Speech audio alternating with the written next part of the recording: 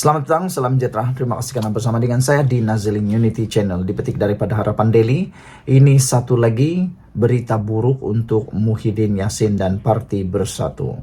Diistiharkan daripada Harapan Daily bahwa mungkin akan ada lebih ramai ahli Parlimen Bersatu istihar sokong Perdana Menteri Anwar Ibrahim. Pengarah Komunikasi Amanah Khalid Abdul Samad tidak menolak kemungkinan terdapat lagi ahli Parlimen Bersatu yang akan mengisytiharkan sokongan kepada kepimpinan Perdana Menteri Datuk Seri Anwar Ibrahim. Saya merasakan mungkin ada lagi akan umum sokongan kepada Perdana Menteri. Pada mulanya ia dilakukan oleh ahli Parlimen Kuala Kangsar Datuk Iskandar Zulkarnain Abdul Khalid. Pada waktu itu semua orang terkejut dan beliau dikritik dan sebagainya. Tetapi selepas itu sudah ada 2, 3, 4 ahli parlimen yang menyatakan sokongan kepada Anwar Ibrahim Perdana Menteri. Sekarang ini ahli parlimen Bukit Gantang Datuk Seri Abu Hussein Hafiz Said Abdul Fassal menjadi orang kelima yang sokong Perdana Menteri. Maka apabila situasi ini sudah menjadi kebiasaan, saya merasakan mungkin akan ada ahli parlimen daripada Bersatu yang turut serta menyatakan sokongan selepas kelima-lima ini mengumumkan sokongan mereka. Katanya kepada Bual Bicara bersama Khalid Samad di Jom Channel malam tadi. Bual Bicara selama 1 jam menerusi platform atas talian itu diberi tajuk Perikatan Nasional Koyak Ahli Parlimen Sokong Perdana Menteri. Untuk rekod, sokongan yang diberikan oleh Said Abu Hussein kepada Anwar semalam menjadikan beliau ahli parlimen kelima daripada Bersatu yang menyokong kerajaan perpaduan. 4 ahli parlimen sebelum ini yang menyokong Anwar adalah Kuala Kangsar Datuk Iskandar Zulkarnain Abdul Khalid pada 12 Oktober lalu, diikuti ahli parlimen Labuan Datuk Suhaili Abdul Rahman pada 30 Oktober lalu, ahli parlimen Gua Musang Muhammad Azizi Abu Naim dan ahli parlimen Jeli Zahari Kecil. Susulan sokongan itu kedua-dua mereka iaitu Kuala Kangsar dan Labuan masing-masing daripada Bersatu digantung keahlian selama 4 dan 6 tahun oleh partinya. Saudara-saudara sekalian, apa pendapat kamu dengan ramalan atau telahan jangkaan daripada Khalid Abdul Samad ini? Adakah betul akan ada lebih ramai lagi ahli parlimen Bersatu isytihar sokong Perdana Menteri Anwar Ibrahim? Kita tunggulah nanti. Sekian dulu untuk kali ini. Jangan lupa tinggalkan komen Anda, tekan butang subscribe. Kita jumpa lagi. Bye-bye. Selamat petang, salam sejahtera. Terima kasih karena bersama dengan saya di Nazilin Unity Channel. Ini pastinya satu tamparan besar kepada Perikatan Nasional dalam pilihan raya Kemaman. Dan dijangkakan fakta kes ini akan menyebabkan Perikatan Nasional besar kemungkinan akan kalah di parlimen pilihan raya Parlimen Kemaman. Dan mungkin akan menjadi rekod pertama buruk dalam Perikatan Nasional apabila calon mereka, yaitu Menteri Besar Terengganu, kalah di pilihan raya tersebut. Manakan tidak, beberapa kenyataan dalam kempen baru-baru ini amat diperlukan oleh rakyat di Kemaman. Ianya bukan naratif lagi mempertahankan diri kah, untuk mau memburuk-burukkan orang lain kah, atau untuk memburuk-burukkan Perikatan Nasional dan sebagainya. Tetapi fakta-faktanya amat bertepatan sekali dengan rakyat dan penduduk di Kemaman. Salah satunya ialah apabila dinyatakan bahwa kalau calon Barisan Nasional ini menang pada pilihan raya di Kemaman, dia akan menjadi penghubung di antara kerajaan dengan rakyat di Terengganu. Manakan tidak kalau kita ketahui bahwa di Terengganu, ahli parlimen di sana daripada blok kerajaan, saya tak ingat berapa, tapi macam tiada kan. Jadi adalah penting kerajaan negeri Terengganu mendapat satu ahli parlimen yang boleh berhubung terus, dan pastinya ia akan memberikan kelebihan kepada pembangunan dan peruntukan di kawasan itu, khususnya di Kemaman, kalau ahli parlimen mereka mempunyai hubungan yang baik dengan persekutuan, dan itu akan memudahkan mereka mendapatkan satu-satu proyek atau apa-apa peruntukan khas untuk mereka berbanding yang memusuhi kerajaan persekutuan. Hari ini pula dinyatakan lagi bahwa Effendi ditawar sertai kabinet kerajaan perpaduan jika berjaya menawan Kemaman. Ini satu lagi berita baik untuk rakyat Kemaman. Bukankah ini satu perkara yang kita tak boleh tolak, kita tak boleh hindarkan? Kalau ahli parlimen ini menang ataupun Effendi menang, mereka akan dapat banyak kelebihan di Terengganu, khususnya di Kemaman. Tapi kalau mereka kalah, apa yang mereka dapat? Khususnya sekarang ini Perikatan Nasional masih tidak lagi meneruskan rundingan untuk mendapatkan peruntukan bagi kawasan parlimen Pembangkang. Jadi bukan yang untung mereka dapat, rugi pula yang mereka yang akan dapat. Perdana Menteri Datuk Seri Anwar Ibrahim memberi bayangan calon Barisan Nasional BN, Jeneral Bersara Tan Sri Raja Muhammad Afandi Raja Muhammad Nur akan ditawarkan menyertai kabinet kerajaan perpaduan sekiranya menang pada pilihan raya kecil Parlimen Kemaman pada 2 Disember ini. Anwar berkata bekas Panglima Angkatan Tentera Malaysia itu bukan seorang individu yang calang-calang dan beliau mempunyai rekod yang sangat cemerlang dalam tugasnya. Saya minta rakyat Kemaman beri sokongan kepada Raja Muhammad Afandi. Kemaman perlu pecah rekod dengan mengangkat seorang yang berjasa kepada negara.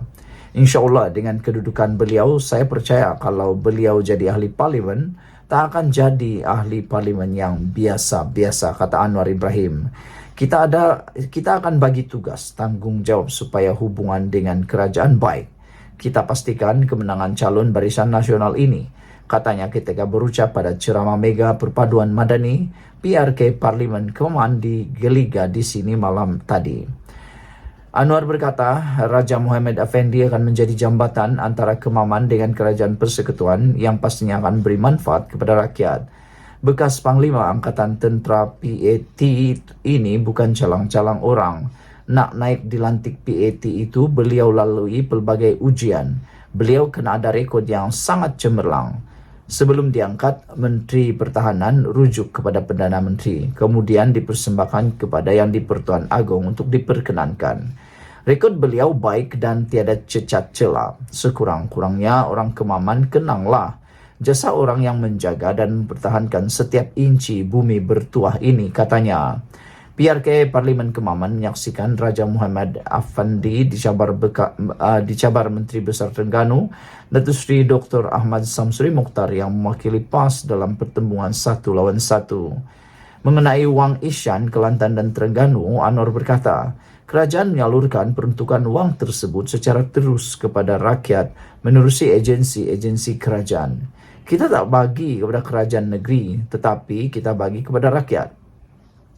Dia kerajaan negeri beritahu tanah runtuh di Tasik Kenyir. Saya bagi kelulusan segera. Atasi masalah hakisan di Tasik Kenyir 200 juta ringgit. Tak ada terima kasih pun, kata Anwar Ibrahim. Kita tak ambil wang hak Terengganu, hak Kelantan, Sabah, Sarawak pun begitu juga. Tapi kita salur ikut keadaan wang Isyan. Kalau dia nampak sopan dan teratur, kita boleh runding dengan baik. Tapi kalau kita dikafirkan, kemudian dicanang tak jaga Melayu, kita buat cara kita dan saya tak akan tolak ansur. Kita guna cara untuk tolong rakyat, katanya. Sekian dulu untuk kali ini. Jangan lupa tinggalkan komen anda, tekan butang subscribe. Malaysia kita punya, kita juga sama-sama cintai Malaysiaku. Bye-bye. Selamat petang, salam sejahtera. Terima kasih karena bersama dengan saya di Nazilin Unity Channel. Ini satu lagi keputusan berita dan duka cita untuk Mahathir, Perikatan Nasional Hadi dan Muhyiddin khususnya. Dipetik daripada FNT, lebih ramai ahli parlimen menyokong Perdana Menteri. Jika enggan merunding atau berunding, Perikatan Nasional diberitahu. Saudara-saudara sekalian, ramai penganalisis politik, ramai pemerhati politik sudah memberikan amaran, sudah meramalkan bahwa perkara ini akan berterusan, dianya akan jadi domino.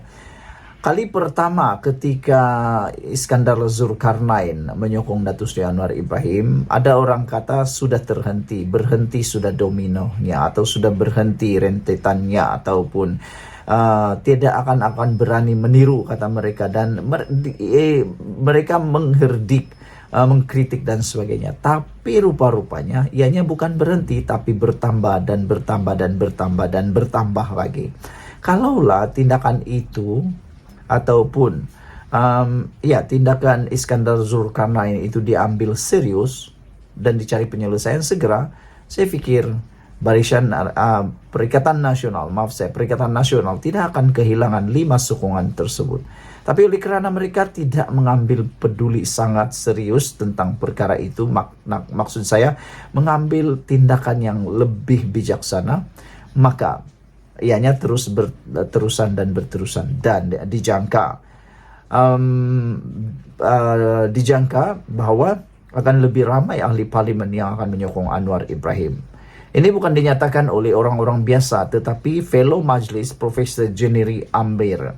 Bayangkan, fellow majlis profesor ini, yaitu Jennery Amir, berkata, meja rundingan adalah jalan terbaik menamatkan tindakan ahli parlimen pembangkang mengalih sokongan kepada kerajaan. Pemerhati politik memberi amaran kegagalan Perikatan Nasional PN berunding mendapat peruntukan sama rata ahli parlimen akan menyebabkan lebih ramai wakilnya, terutama dari Bersatu, mengalih sokongan kepada Perdana Menteri Anwar Ibrahim.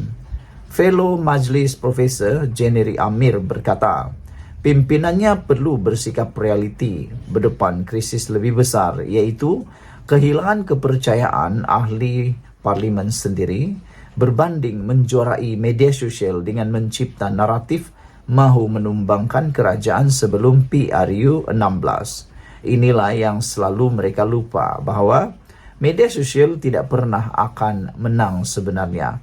Bagaimanapun itu hanya naratif dan naratif dan naratif.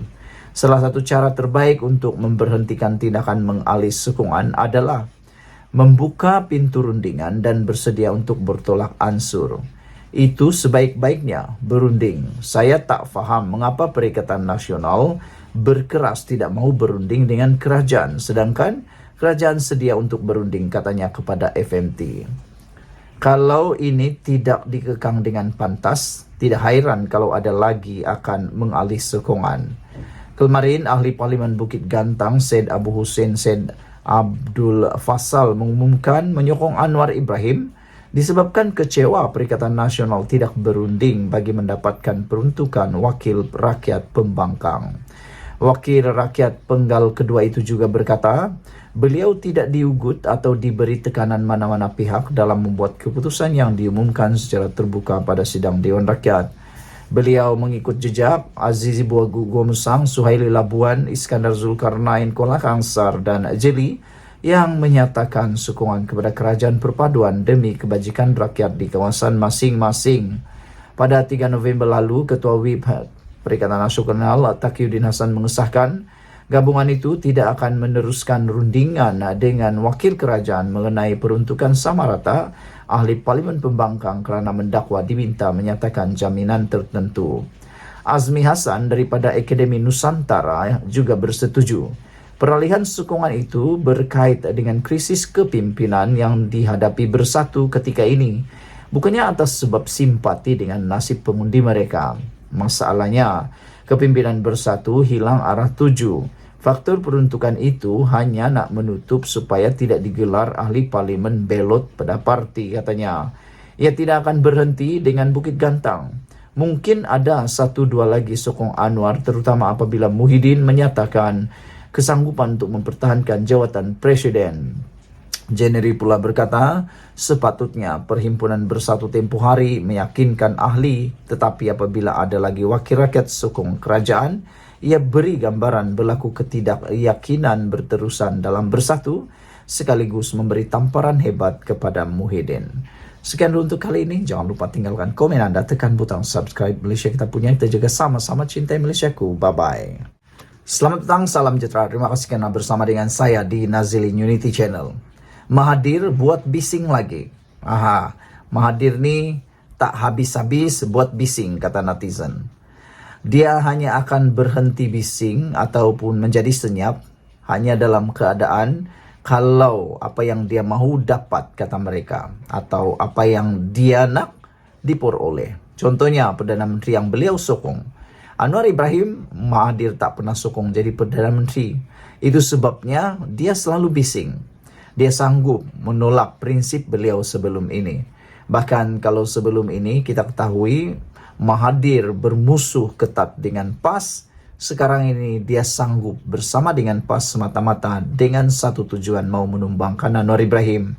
Bahkan ada pengakuan daripada Mahathir bahwa beliau kata dia sanggup menggunakan apa cara sekalipun untuk mendapatkan matlamat atau matlamat menghalalkan cara. Baru-baru ini Mahathir kata dia bersahabat dengan DAP pada waktu dulu kerana ingin menjatuhkan Najib Tun Razak. Kali ini dia tidak ada jalan lain, dia dapat bekerja sama dengan PAS pun satu kebaikan untuk mahu menumbangkan Anwar, itu kata beliau. Tapi ini pula satu lagi pengakuan Mahathir yang paling mengejutkan kita di Malaysia. Ini tindakan Mahathir bising lagi. Apabila dia mendakwa Perikatan Nasional ada peluang ambil alih kerajaan. Aduh, tak habis-habis Mahathir kan. Ada orang kata cara kedua Mahathir mendiamkan diri adalah apabila beliau bersara daripada politik ataupun mungkin sudah dipanggil ajal. Itu saja mungkin yang akan dapat membuatkan beliau senyap, kata mereka. Ada yang memberikan nasihat kepada Tun Mahathir Mohamad supaya bersaralah daripada politik, ambil masa untuk bersama keluarga, kata mereka lagi.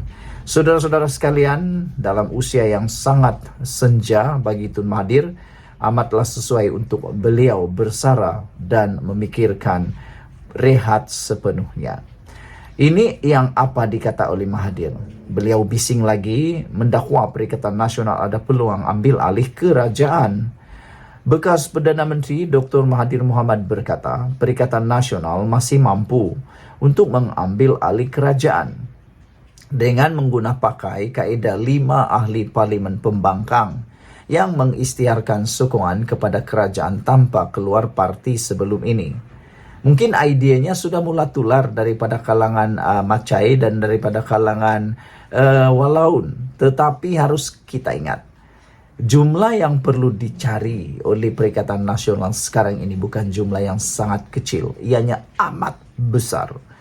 Kerana kita sudah dengar Ashraf kata mereka hanya ada 69 ahli parlimen dan perlu membentuk kerajaan dengan 112. Dari mana mereka boleh dapat lagi ahli parlimen? Itu adalah sesuatu yang mustahil. Kalau bilangannya hanya 5, ya bolehlah kita sokong apa yang Mahathir cakap ini.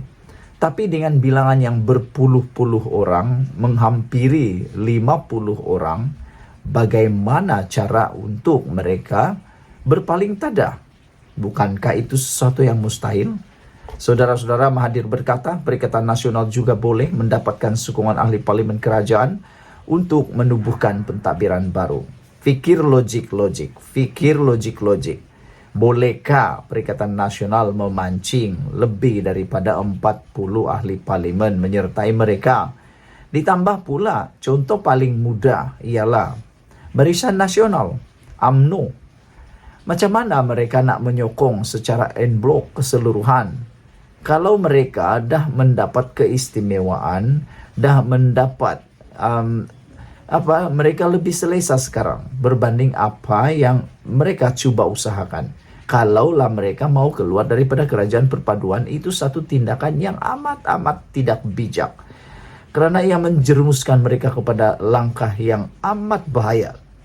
Sekarang kita tahu UMNO dalam proses pemulihan, Barisan Nasional dalam proses pemulihan, kerana mereka dapat menumpukan sepenuh tenaga mereka untuk membangun semula parti tersebut. Bukannya ada masa untuk menjatuhkan kerajaan pula.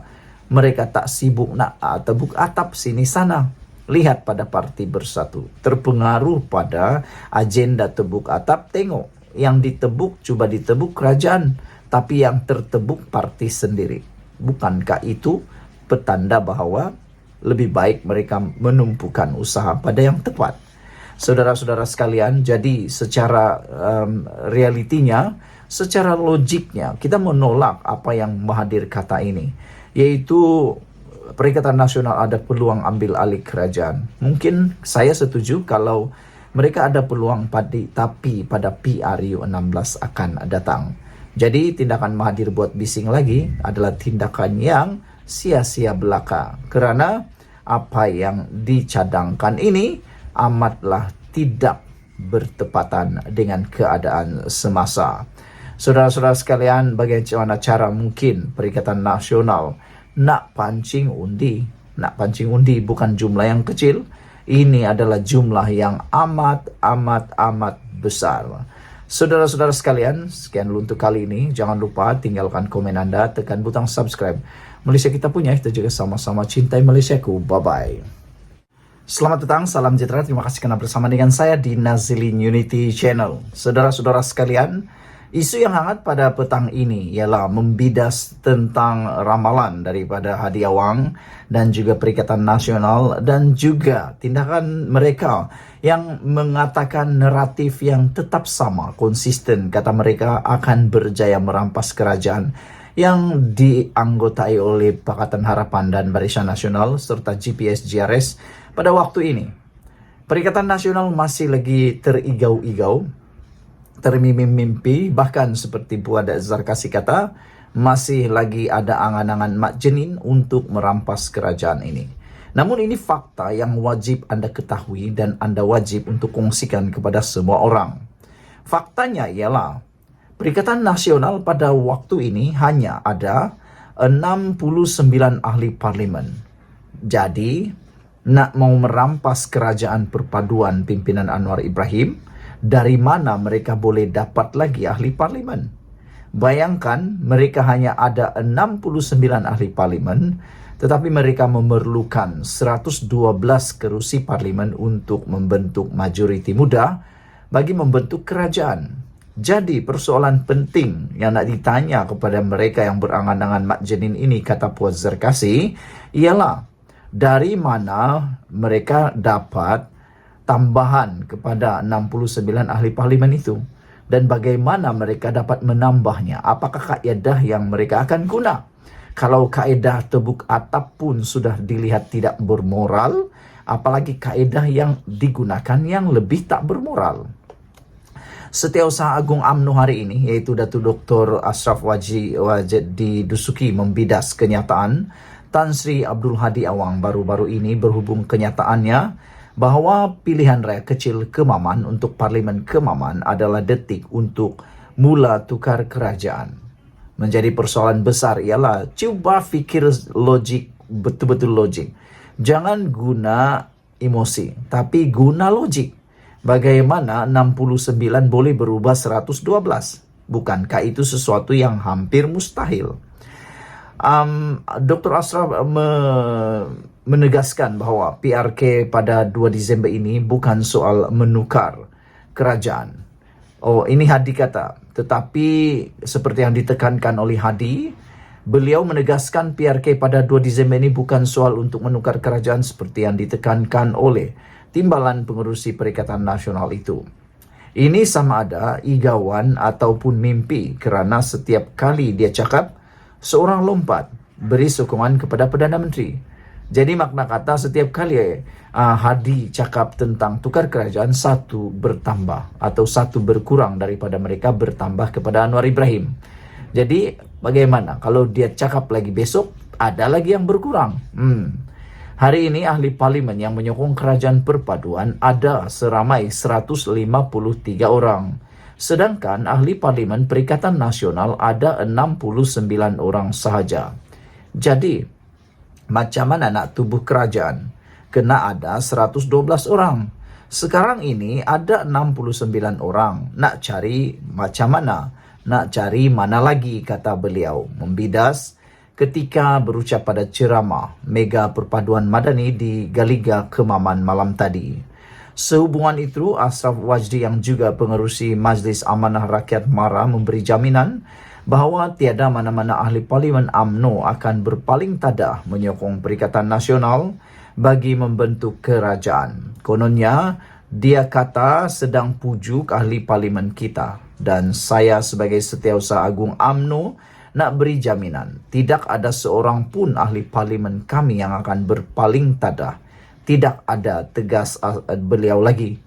Sebelum ini, Hadi memang umum dikenali tidak sudah-sudah menimbulkan kemudian kemungkinan kononnya Perikatan Nasional masih boleh menukar kerajaan perpaduan di peringkat pusat.